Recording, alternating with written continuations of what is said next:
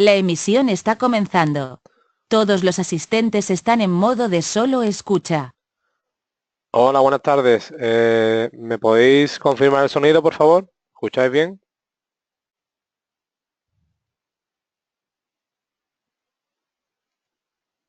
Vale, perfecto. Ok.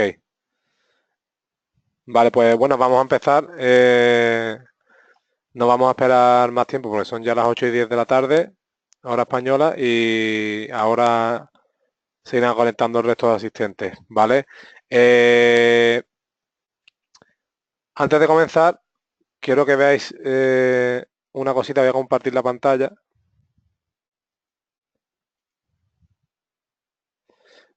¿Podéis ver la pantalla, no? ¿La podéis ver ahora? La acabo de compartir. Ahora, ok.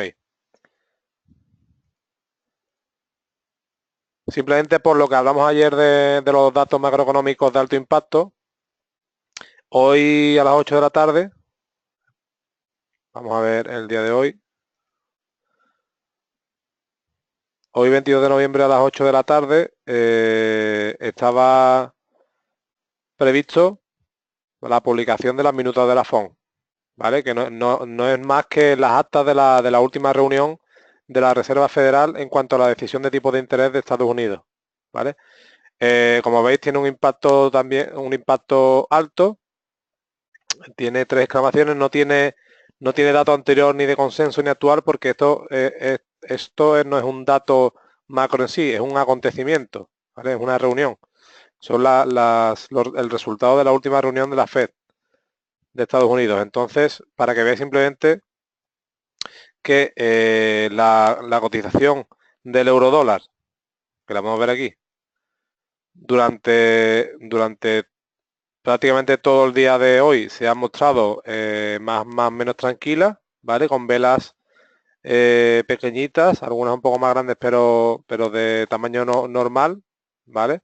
Aquí, por ejemplo, esta vela más grande de las 3.25, pues va desde el 1.1759 al 1.1767, 8 puntos, ¿vale? 8 puntos de vela, que es una vela que se puede considerar normal, incluso un poquito por debajo de lo normal.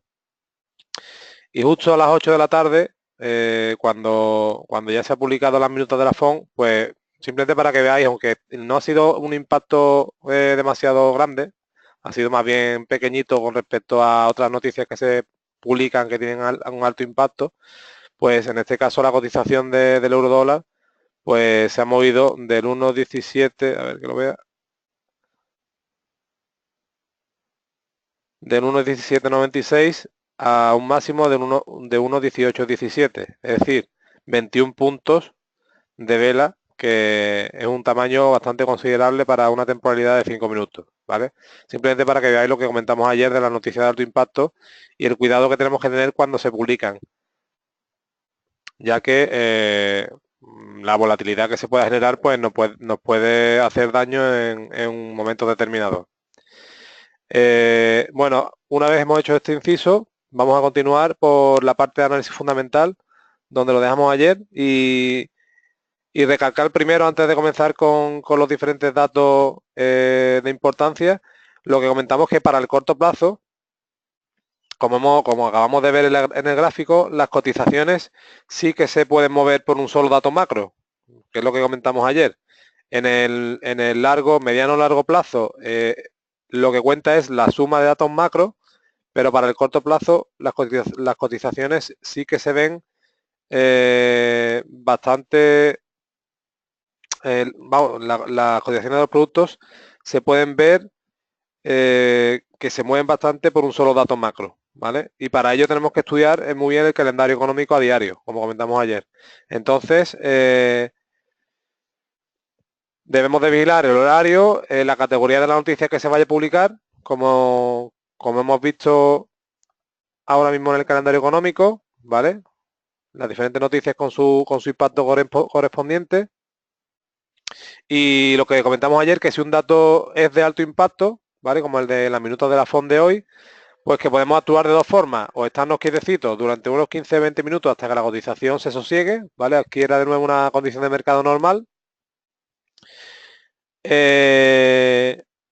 O una segunda opción es que podamos entrar antes de que se publique el dato macro, pero para protegernos de esos movimientos bruscos que pueda tener la cotización, pues ampliamos la cantidad de puntos que vamos a buscar al mercado y reducimos el riesgo de capital.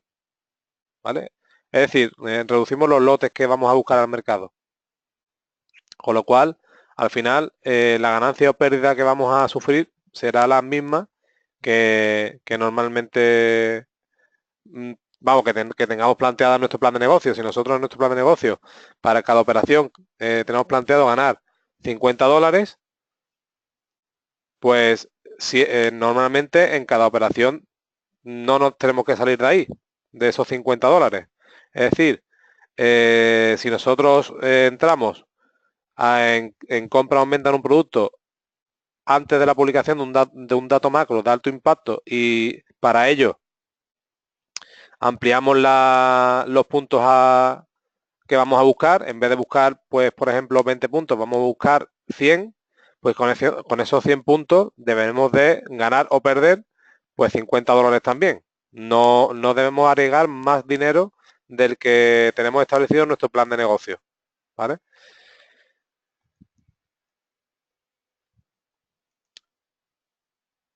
Vamos a continuar con las transparencias y vamos a ver ya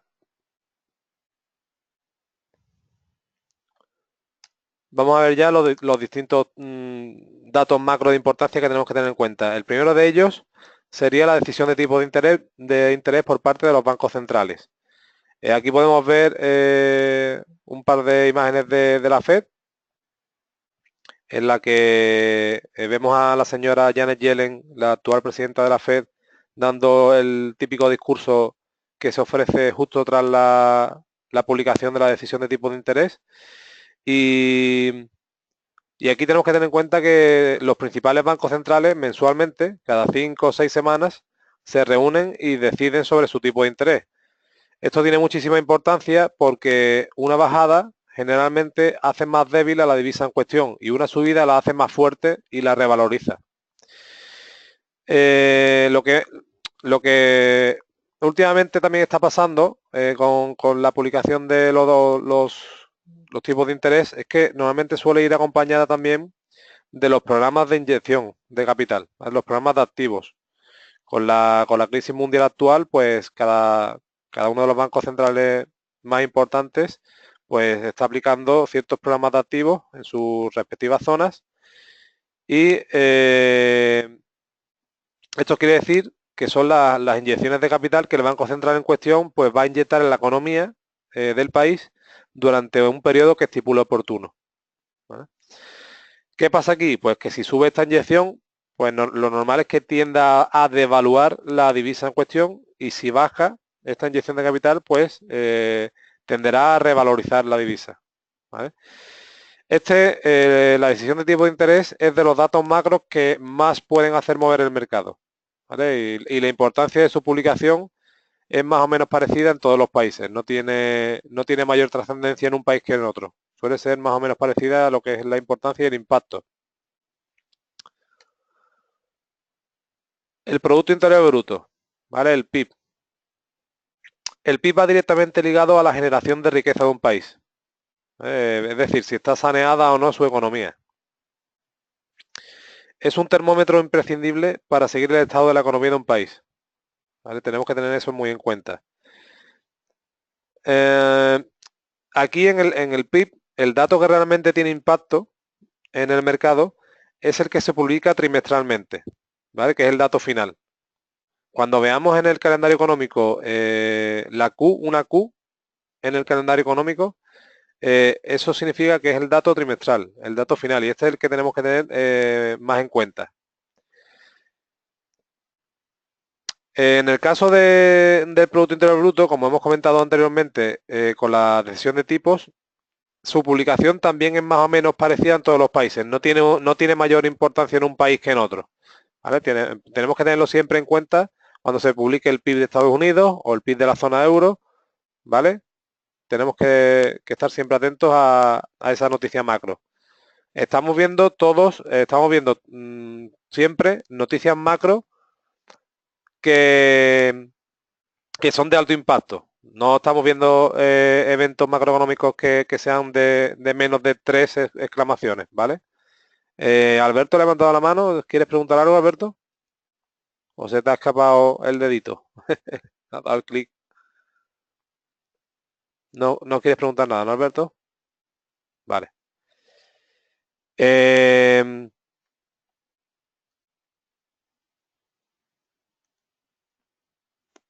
Vamos a continuar por los datos de empleo, ¿vale? Los datos de empleo también es un dato muy relevante, ¿vale? Que hay que tener en consideración. Y aquí tenemos que tener también muy presente que no es lo mismo un 20% de paro en España, evidentemente, que un 20% de paro en Estados Unidos. Eso lo tenemos que tener muy claro. Si en Estados Unidos tuviéramos esta tasa de desempleo del 20%, ya os digo yo que la situación estaría increíblemente mal.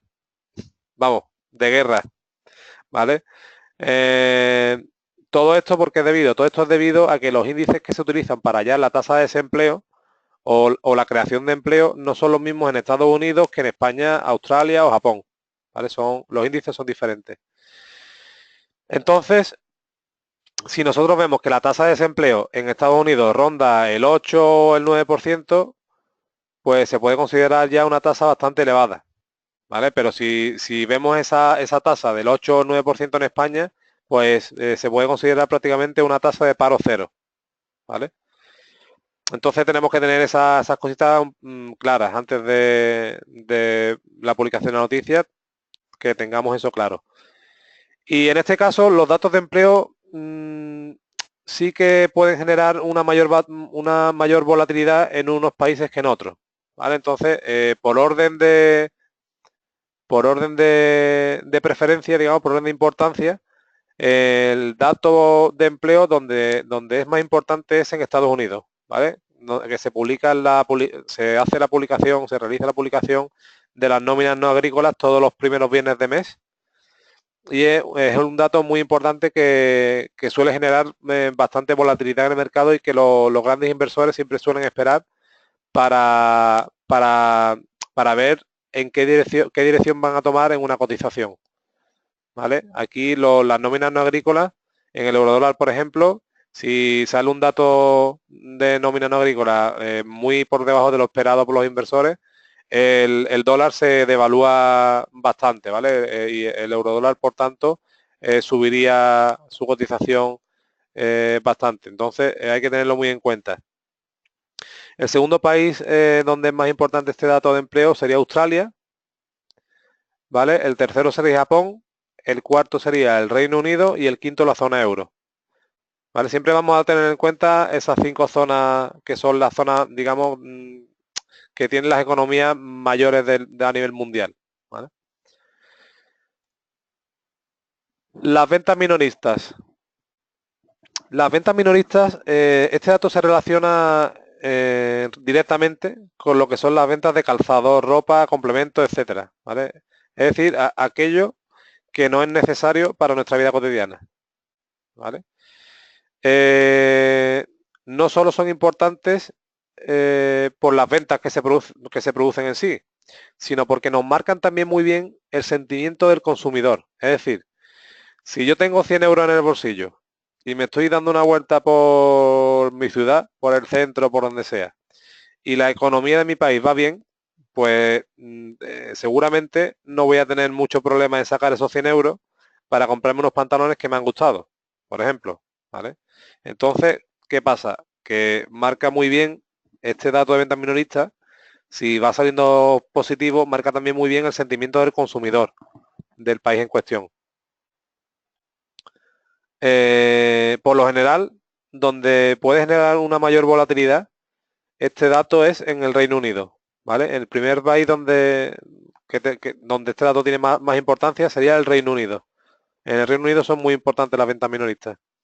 El segundo país sería Japón, el tercero Estados Unidos, el cuarto Australia y el quinto y último la zona euro. ¿Vale? Tengo aquí una mano levantada de Alberto. Se te habrá escapado de nuevo, ¿no, Alberto? Te escapa la mano. ¿O no? ¿O quieres decir algo? Alberto. Bueno, continuamos. Si quieres preguntar algo, lo pones en el chat. A ver. Vale, no quiere preguntar nada. Ok, seguimos.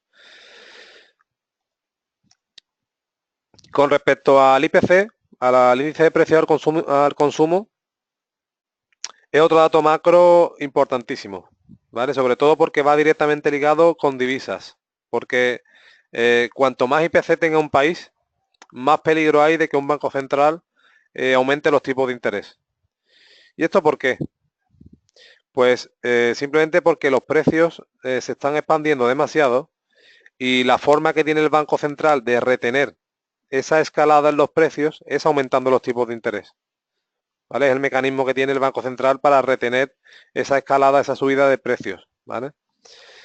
Y en este caso, la importancia de su publicación también es más o menos parecida en todos los países. Aquí no hacemos distinción. El IPC es muy importante en todos los países. ¿Vale? Suele generar también mucha volatilidad a la hora de su publicación. Y por último, vamos a ver no un dato macro en sí, sino más bien un acontecimiento, como es un desastre o una catástrofe natural, que en este caso, pues los inversores sacan su dinerito de los valores riesgo y lo trasladan a los valores refugio. ¿Vale? Esto siempre pasa cuando hay una catástrofe de este estilo. La divisa refugio por excelencia desde hace más de 30 años es el yen japonés.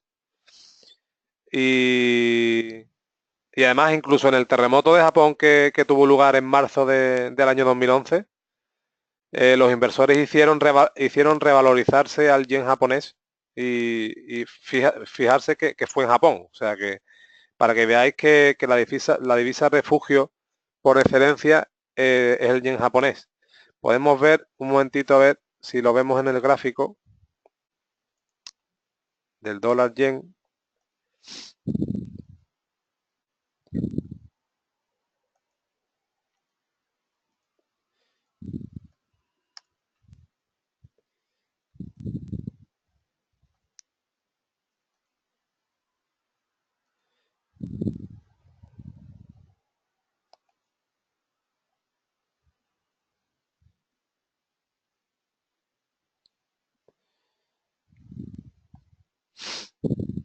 Vamos a ver.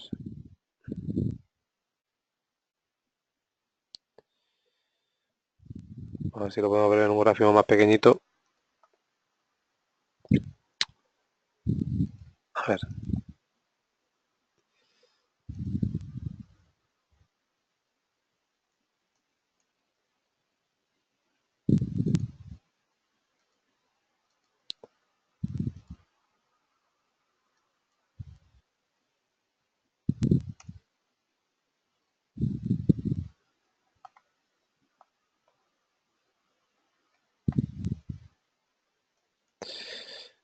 Vamos a poner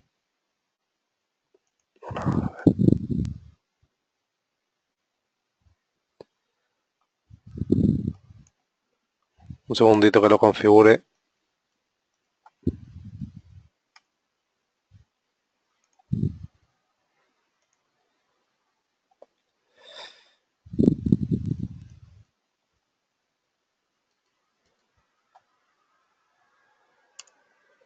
No me va a permitir llegar en un gráfico menor al diario.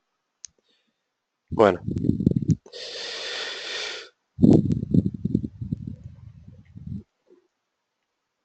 Bueno, de todas formas,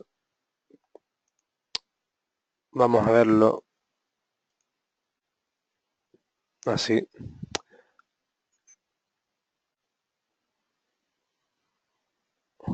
Se va a cambiar a mensual, un segundito.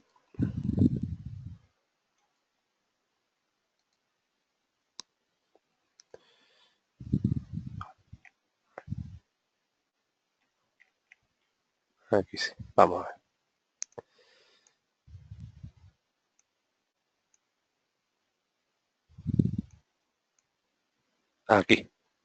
Aquí lo podemos ver perfectamente porque fue el 17 de marzo del 2011, el terremoto de Japón. Como podéis ver, fue el 16 de marzo, perdón, A primera hora de enterarse los inversores del acontecimiento, fijarse lo que pasó. El dólar yen, ¿vale? Pasó de un máximo en 81,17 a un mínimo en 76,43. ¿Vale? Es decir, bajó cerca de 400 pips el dólar yen, es decir, se revalorizó el yen contra el dólar en el momento del acontecimiento, de la catástrofe. Como veis, los inversores pusieron su dinerito en yenes japoneses, ¿vale? Se revalorizó el yen de forma muy abrupta. Después ya la cotización se fue normalizando, tuvo varios días de volatilidad extrema, se fue normalizando, ya pues tomó su senda, ¿no? Pero que veáis que el yen japonés, incluso en el terremoto de Japón, se revalorizó mucho, ¿vale? Simplemente para que lo vierais en el gráfico. Tengo aquí en el chat. No, vale, ha sido Alberto, pero se ha equivocado de nuevo. Vale.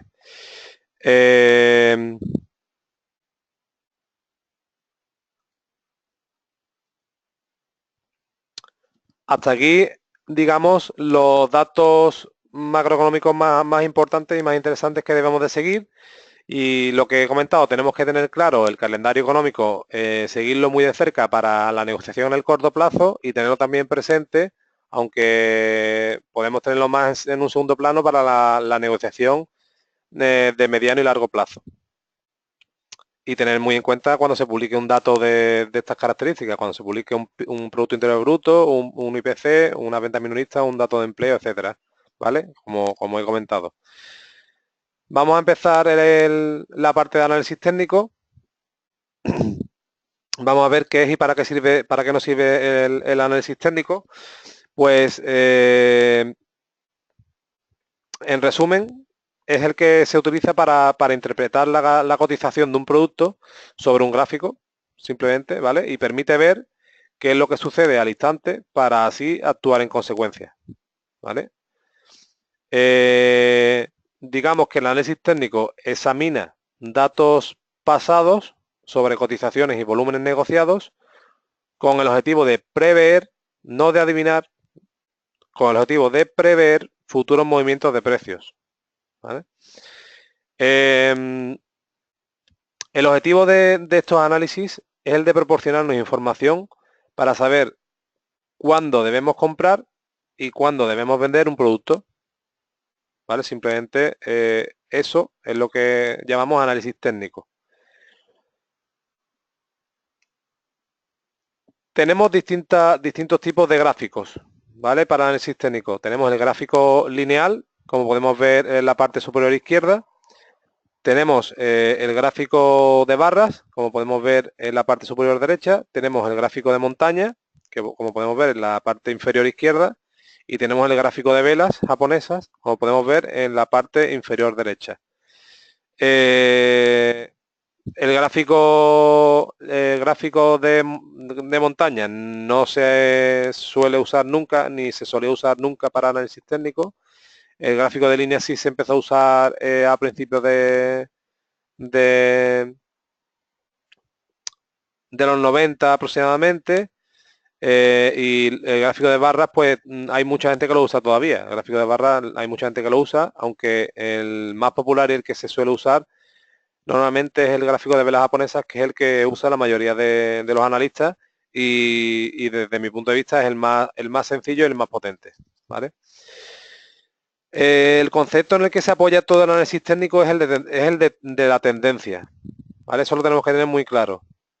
La experiencia nos dice que los mercados se mueven por tendencias y la labor del inversor es saber identificarlas y analizar aquellos aspectos que puedan sugerir un giro, ¿vale?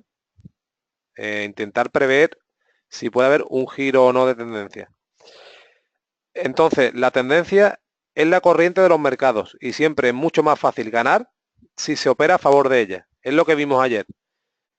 Si nosotros somos operadores de corto plazo y vamos a operar en gráficos de una hora, que un gráfico de una hora también es perfectamente operable en corto plazo. Para tomar decisiones de compra o venta de un producto, primero tenemos que tener claro qué tendencia tiene la cotización del producto en una temporalidad superior, ¿vale? Ya sea 4 horas o en un gráfico diario, normalmente en 4 horas, ¿vale? Que normalmente el gráfico de 4 horas se usa para la negociación intrasemanal, ¿vale? Es decir, voy al dólar yen, por ejemplo.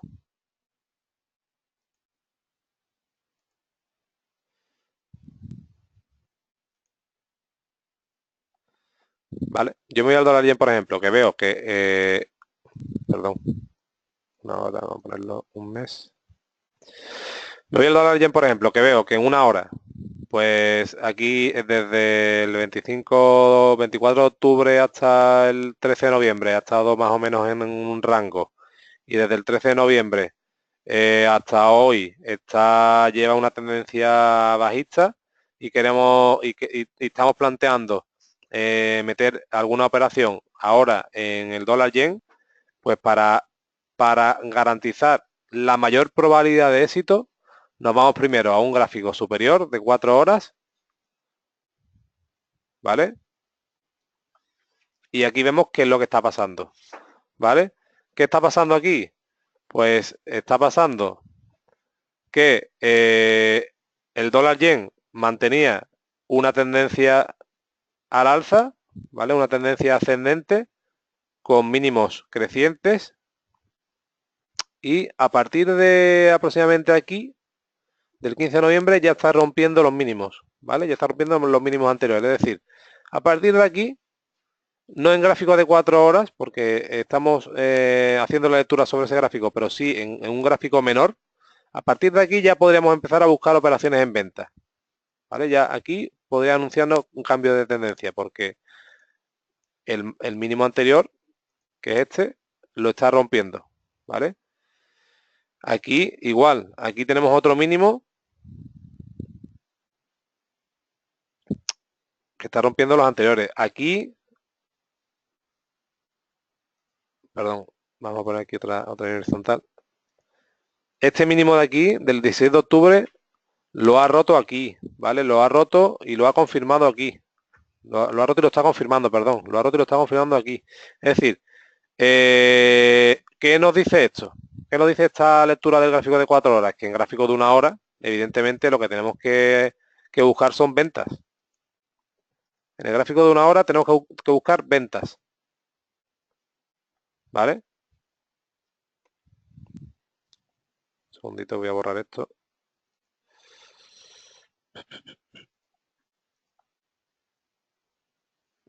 Sea con la técnica que sea, ¿vale? Ahora mismo no estamos viendo ninguna técnica en concreto, pero en el gráfico de una hora tenemos que buscar ventas, ¿vale? Sea por el quiebre de un mínimo, como este, ¿vale? Quiebre y la confirmación, venta. Como sea el quiebre de otro mínimo, como este, quiebre y la confirmación, venta, ¿vale? O con otra serie de técnicas que vamos a ver a continuación, que también podíamos entrar al mercado.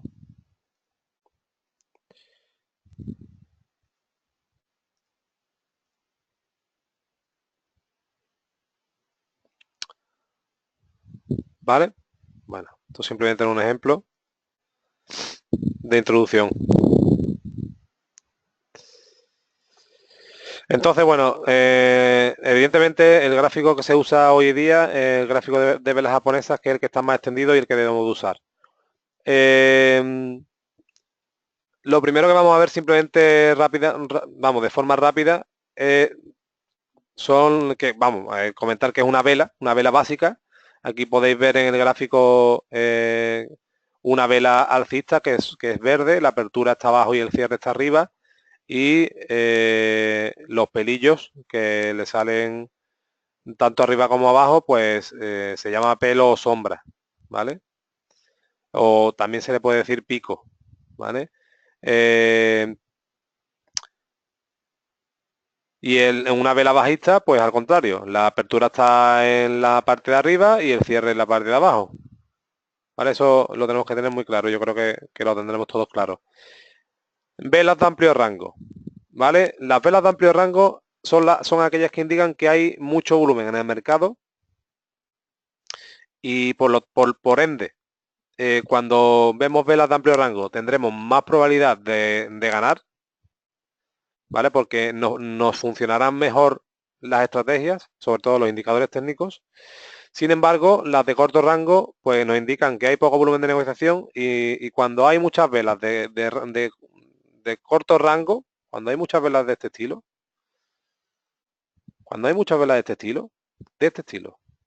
de este estilo chiquititas, ¿vale? Aquí una vela del $1 que va del 1.1754 al 1.1752, 2 puntos.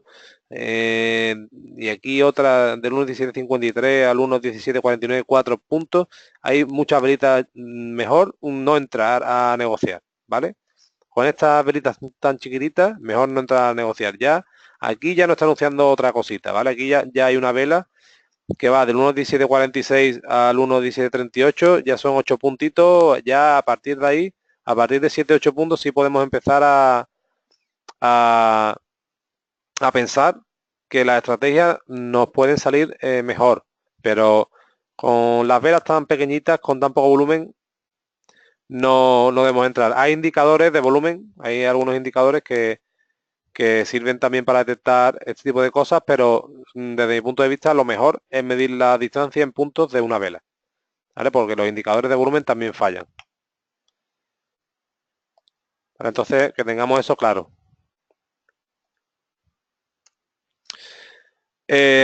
Una vela perinola. Una vela perinola nos indica que los inversores están indecisos, ¿vale? Nos indica indecisión, nos indican que ya no tienen muy claro si la cotización va a ir hacia el norte o va a ir hacia el sur, ¿vale? No, puede ser que la cotización en ese momento tenga un giro, entonces tenemos que estar ahí muy pendientes para tomar determinaciones en base a esa vela perinola, ¿vale?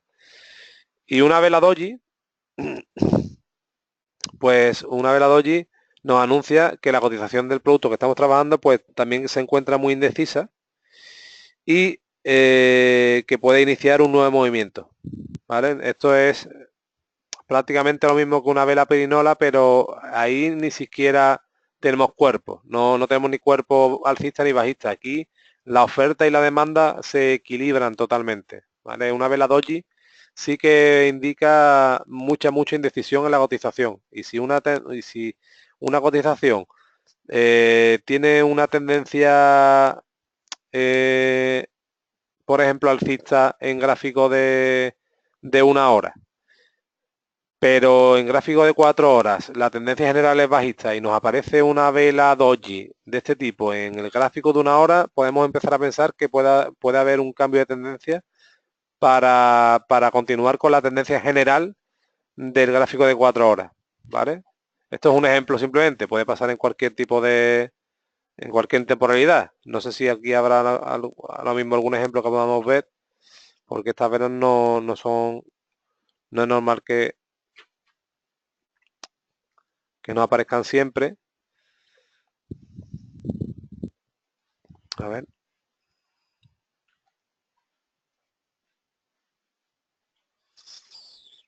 A ver si vemos algo.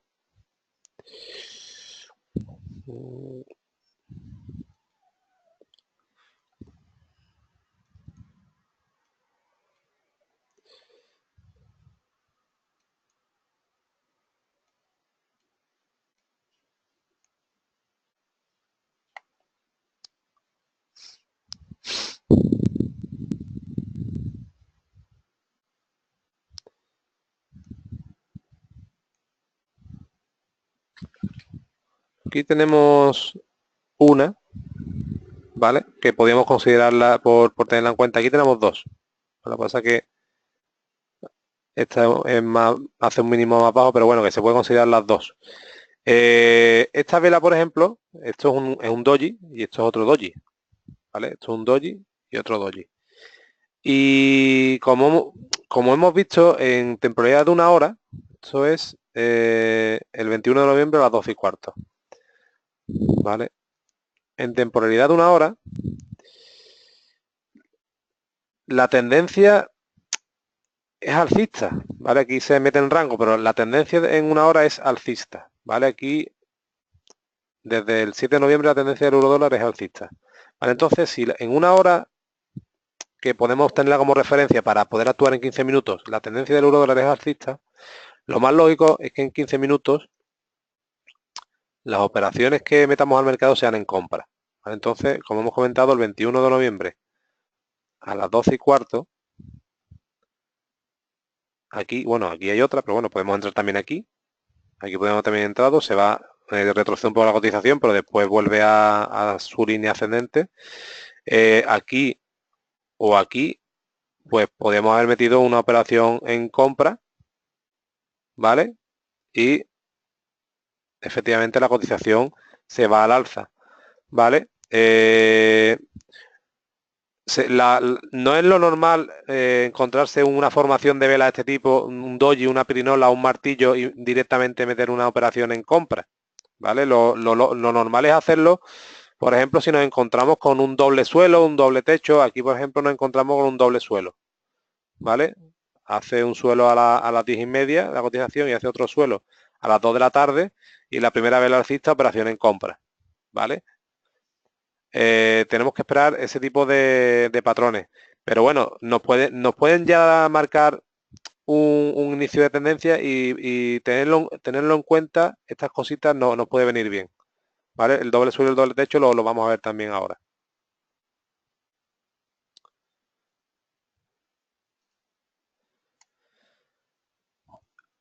Hemos visto los doji y las pirinolas. Aquí estamos viendo pues un martillo alcista y un martillo bajista. Un martillo alcista simplemente pues nos indica que la cotización, como dice aquí la transparencia, ha perdido fuerza para seguir bajando y nos anuncia un cambio de tendencia de bajista a alcista, ¿vale? Evidentemente, para tomar una posición en compra en un martillo alcista, pues habrá que hacerlo en un mínimo, ¿vale? Un martillo alcista, si nos aparece en un máximo, no tenemos que tenerlo en consideración. Un martillo alcista tenemos que tenerlo en consideración si la cotización del producto que sea ha hecho un mínimo, ¿vale? Y el martillo bajista lo contrario. Tenemos que tenerlo en consideración si la cotización ha hecho un máximo y ha formado un martillo bajista, ¿eh? Y nos indica entonces este martillo bajista que esa cotización ha perdido la fuerza alcista que llevaba y nos puede anunciar un cambio de tendencia de alcista a bajista, ¿vale? En el caso de arriba, por ejemplo, el martillo alcista de arriba, que vemos que tiene lo que es la cabeza bajista. Si tuviera la cabeza alcista, ¿vale? Si tuviera la cabeza verde, ya al cierre de esta vela podríamos entrar en compra, ¿vale? Si no, como en este caso, tiene la cabeza bajista, tenemos que esperar a una siguiente vela alcista, que sería esta, y aquí es donde meteríamos la operación en compra, ¿vale? Y al contrario en el martillo bajista. Si el martillo bajista ya vemos que la cabeza es roja, es bajista, ya podríamos meter operación en venta.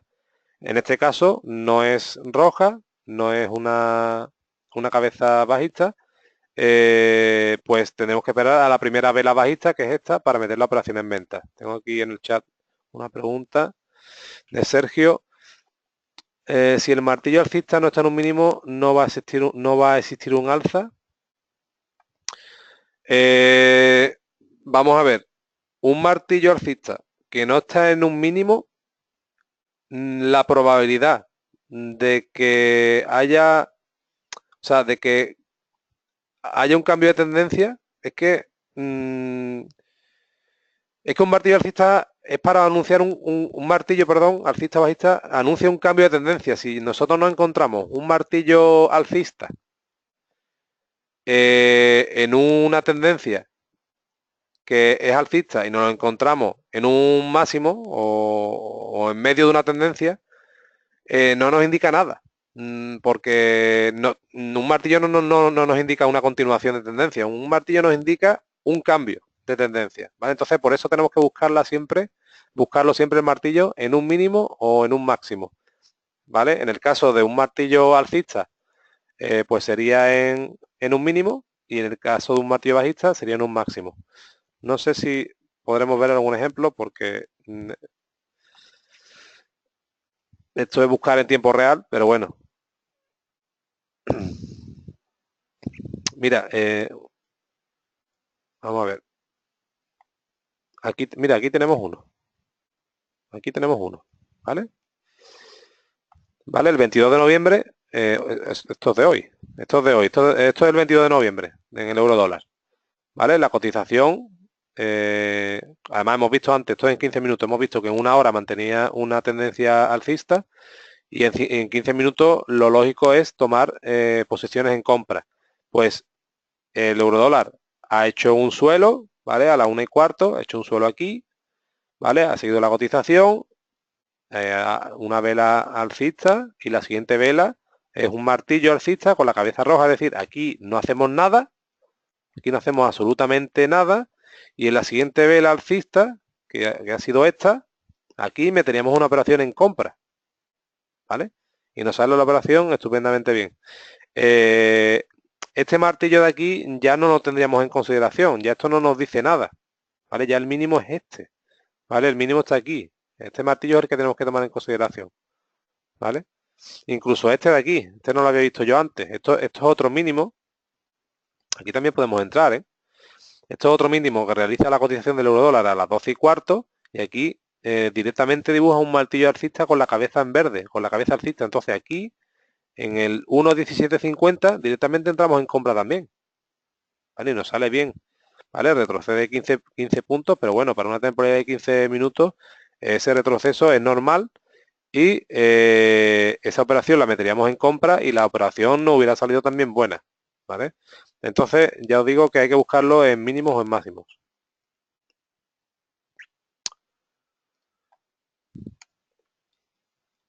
Doble techo o doble suelo, ¿vale? Esto hemos visto ante un pequeño ejemplo. Ya no vamos a buscar más, pues vamos a perder mucho tiempo. Además, mañana vamos a dedicar toda la sesión a hacer operativa en tiempo real, o sea que no sé si me he caído porque me ha sonado esto. ¿Me escucháis bien? Sí, ¿no? Vale, vale. Vamos a continuar. El doble techo, pues simplemente,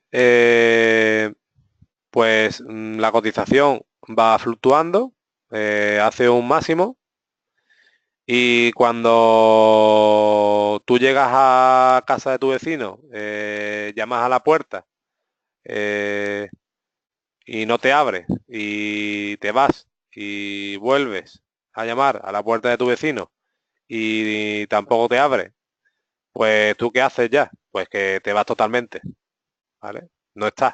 La cotización funciona igual. Evidentemente, como he comentado siempre, basándonos en las tendencias generales. Es decir, si actuamos en 15 minutos, como hemos visto ahora en el dólar yen, y vemos un doble techo y queremos actuar en venta, eso deberíamos de hacerlo si en gráfico superior de 30 minutos de una hora la tendencia es bajista, ¿vale? Entonces, nos encontramos un doble techo en 15 minutos, por ejemplo, imaginémonos que esto es una temporada de 15 minutos, y, y nada, si llegamos a un máximo, nos rechaza ese máximo, volvemos a llegar a ese máximo y nos vuelve a rechazar, ¿vale? Esta es la segunda vez que nos rechaza. En la siguiente vela bajista, que sería esta, operación en venta, ¿vale? Aquí hace un triple techo, ¿vale? Que también puede pasar. Pero lo lógico, para que la probabilidad sea la máxima posible y que la operación sea más probable de ganadora que perdedora, lo lógico es aplicar un doble techo o un doble suelo, ¿vale? El triple techo o el triple suelo también suele funcionar, pero ya la probabilidad es un poco menor, ¿vale? Para que veáis cómo se entra, vamos a ver si hay alguno. Bueno, aquí hemos visto uno antes, ¿vale? Aquí podemos usar este ejemplo de 15 minutos, como en una hora tenemos la tendencia alcista. Aquí ha llegado a las 10:30 al mínimo 1.1713 y este mínimo vamos a dibujar una línea para que lo veáis claro. ¿Vale? Además el mínimo hay que ponerlo en la punta del piquito, en la punta de la sombra, ¿vale? No aquí, no en la base de la vela, sino en la punta de la sombra. Este es el mínimo, ¿vale? Ha llegado al 1.1713 a las 10:30 y a las 2 de la tarde ha llegado a ese nivel, ¿vale? No lo ha quebrado, lo ha rechazado y en la primera vela alcista, operación en compra, ¿vale? Perfecto. Doble techo. Doble suelo, pues lo contrario, ¿vale? El doble suelo lo contrario al doble techo. La cotización hace un mínimo y vuelve hacia él y vuelve a ser rechazada y en la primera vela alcista, operación en compra, ¿vale? No tiene más misterio. Soportes y resistencias. Pues los soportes y resistencias son zonas que son zonas de congestión de la cotización de un producto, ¿vale? Son zonas de congestión, ¿vale? ¿Qué quiere decir una zona de congestión? Eso es muy importante que lo sepáis también. Pues mira, vamos a ver, lo vamos a poner un poquito más estirado. Aquí. Aquí, por ejemplo, hay una zona de congestión.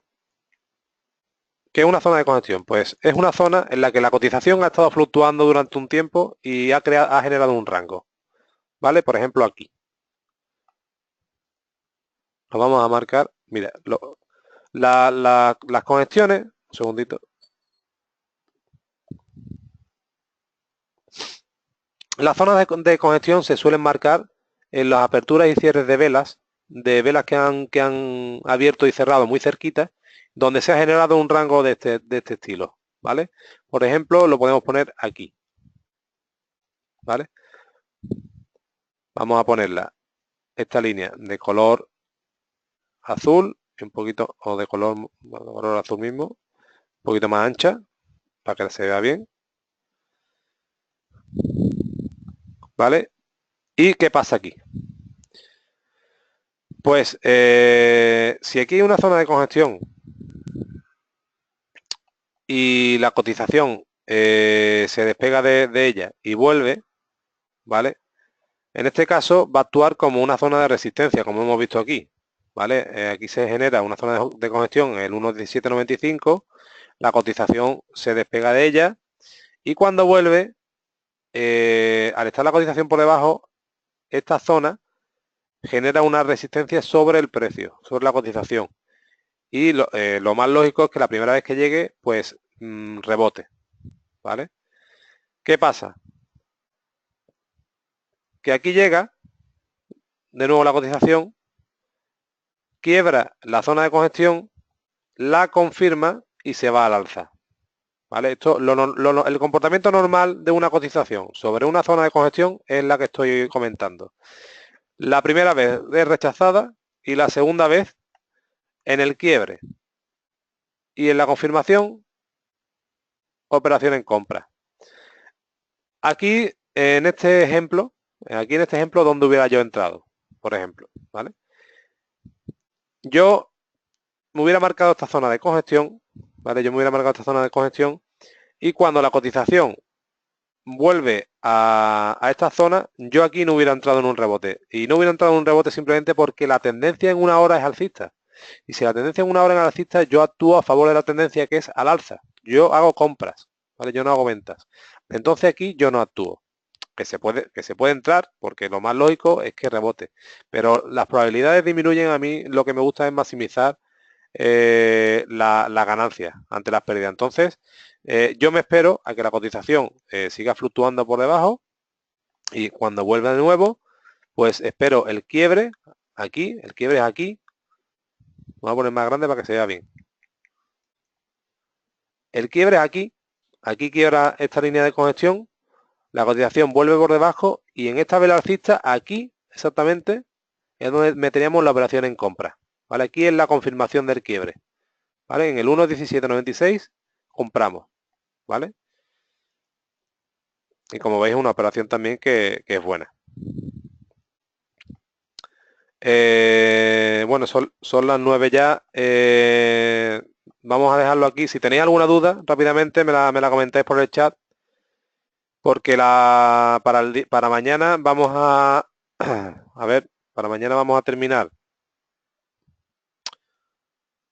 Vamos a terminar con algunos patrones que nos quedan, pero patrones básicos de línea de tendencia, canales, lo vamos a ver rápidamente y después lo que vamos a ver son ya ejemplos prácticos, ¿vale?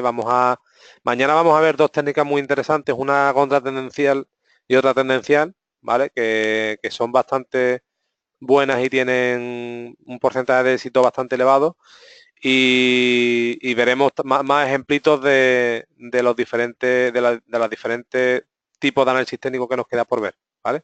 Entonces, lo vamos a dejar aquí en lo que es, hemos visto lo que es una resistencia, lo vamos a dejar aquí, lo repasamos mañana de nuevo y continuamos con lo que he comentado ahora mismo. ¿Tenéis alguna dudilla, alguna pregunta del día de hoy? ¿Todo bien? A ver. Vale, no, todo claro, ¿no? Vale, de todas formas, si hay alguna cosa que se haya pasado, pues, pues mañana me lo preguntáis, ¿vale? Muchas gracias por vuestra asistencia y mañana va a ser un día bastante interesante. Es muy importante que asistáis mañana a la clase porque vamos a ver técnicas que nos pueden dar bastante fruto, ¿vale? Venga, muchas gracias y hasta mañana.